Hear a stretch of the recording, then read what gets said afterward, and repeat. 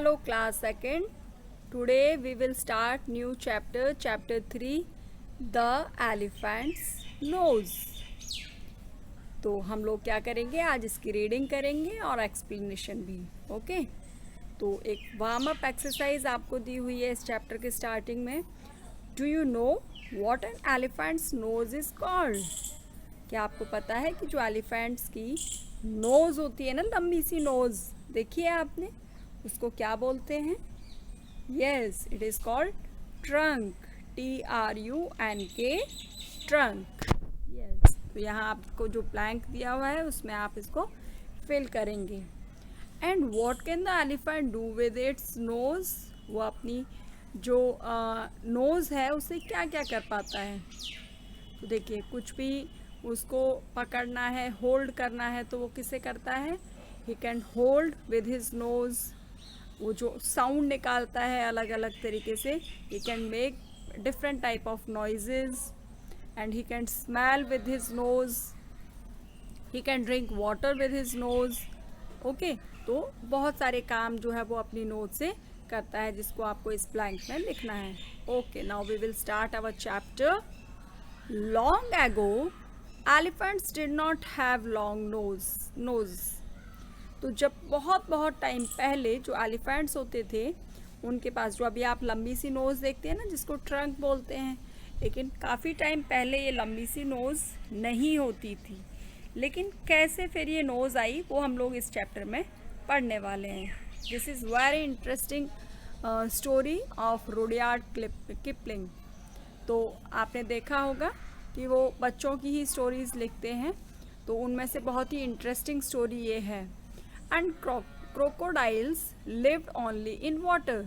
और जो क्रोकोडाइल्स होते थे वो सिर्फ और सिर्फ वाटर में ही रह सकते थे. All the animals lived happily. जितने भी एनिमल्स होते थे वो बड़े ही खुशी से, अच्छे से मिलजुल करके रहते थे. But something terrible happened. लेकिन अचानक से क्या हुआ? बहुत ही कुछ बुरा जो है हुआ, बहुत भयानक सा कुछ हुआ. क्या हुआ? It did not rain for many days. बहुत दिन तक, बहुत लंबे टाइम तक वहाँ पर जो है कोई बारिश नहीं हुई.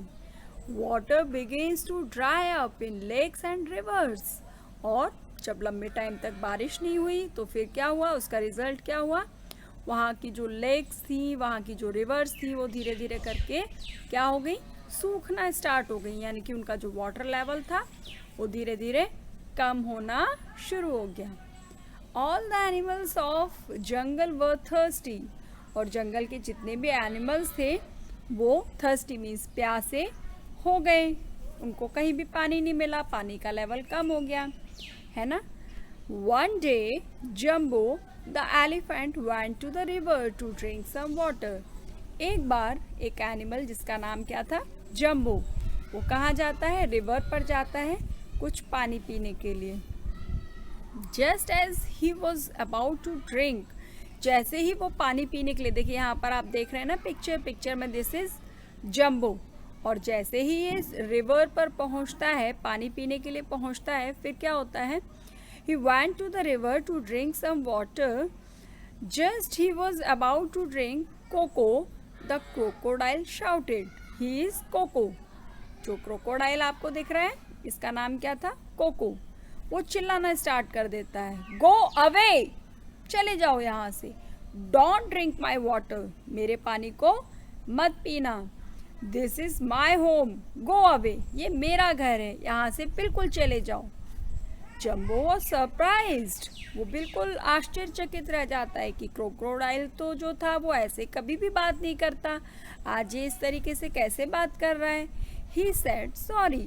वो कोको को बोलता है, sorry, I did not know this river is yours. मुझे नहीं पता था कि ये जो रिवर है वो आपकी रिवर है. And he went away. और वो वहाँ से चला जाता है. I will come back when He is asleep, jumbo said to himself. अपने आप में ही वो क्या बोलना स्टार्ट कर देता है जम्बो, कि कोई बात नहीं, जब ये सो जाएगा तो मैं वापस से आकर के आऊँगा और अपना पानी पी लूँगा.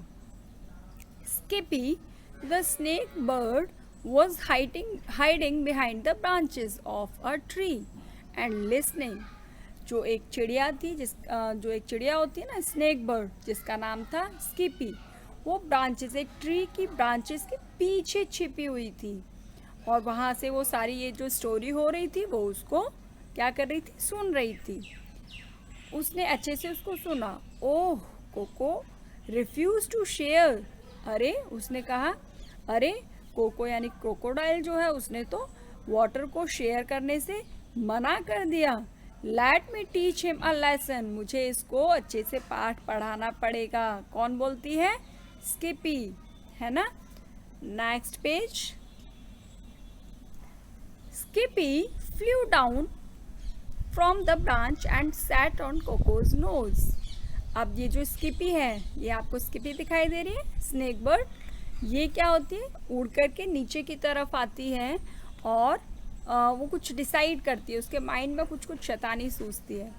ओके, तो वो वहाँ से उड़ करके नीचे आती है और वो जो कोको होता है उसकी नोज़ पर बैठ जाती है। कहाँ बैठ जाती है? नोज़ के ऊपर। She tickled his nose with her feathers. और जो उसके फैदर्स होते हैं उससे वो उसकी नोज़ पर गुदगुदी करना स्टार्ट कर देती है। गुदगुदी करने से क्या होता है, आपने कई बार देखा होगा, आपकी नोज़ में अगर कोई गुदगुदी कर देता है तो छींक आती है ना, स्नीज्ड करते हैं।